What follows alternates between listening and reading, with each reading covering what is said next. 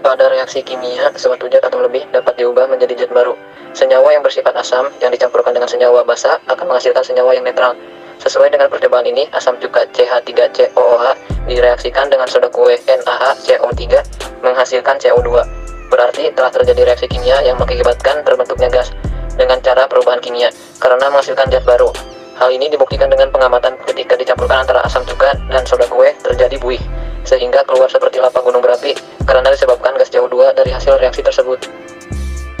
Bahan yang dibutuhkan pertama, CH3COOH atau asam cuka dan NaHCO3 atau soda kue dan pewarna makanan berwarna merah.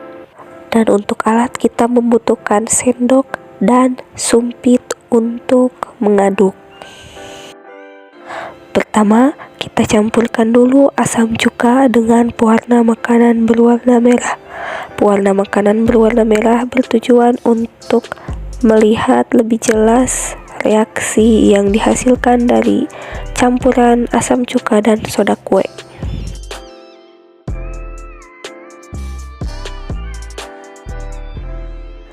Setelah dicampur, kita akan memasukkannya ke dalam replika gunung berapi dan melihat reaksinya. Nah, ini adalah replika gunung berapi dan kita akan memasukkan cairan asam cuka terlebih dahulu ke dalam botol yang ada di dalam replika.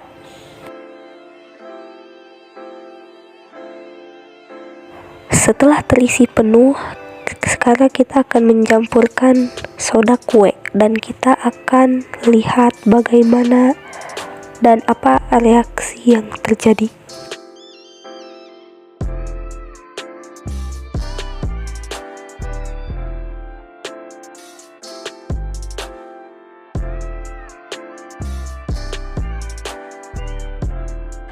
Asam asetat atau asam cuka adalah senyawa organik yang dikenal sebagai pemberi rasa asam dan aroma dalam makanan.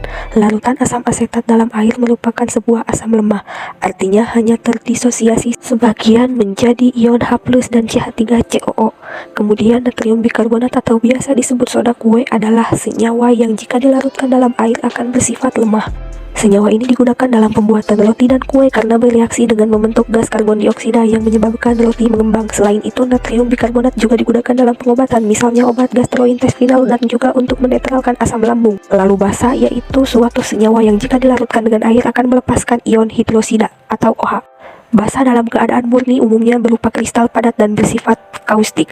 Pada reaksi kimia, suatu zat atau lebih dapat diubah menjadi zat baru. Senyawa yang bersifat asam yang jika dicampurkan dengan senyawa basa akan menghasilkan senyawa yang netral. Sesuai dengan percobaan ini, asam cuka direaksikan dengan soda kue menghasilkan gas CO2. Ketika soda kue bercampur dengan cuka, maka terjadi reaksi kimia. Cuka bereaksi terhadap soda kue dan mengeluarkan gelembung gas karbon dioksida. Gelembung gas karbon dioksida akan memaksa larutan merah keluar.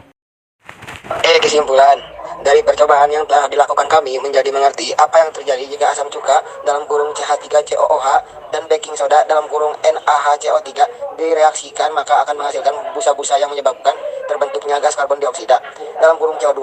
Gas inilah yang nantinya akan menyebabkan cairan cuka dan pewarna keluar dari botol. Sekian.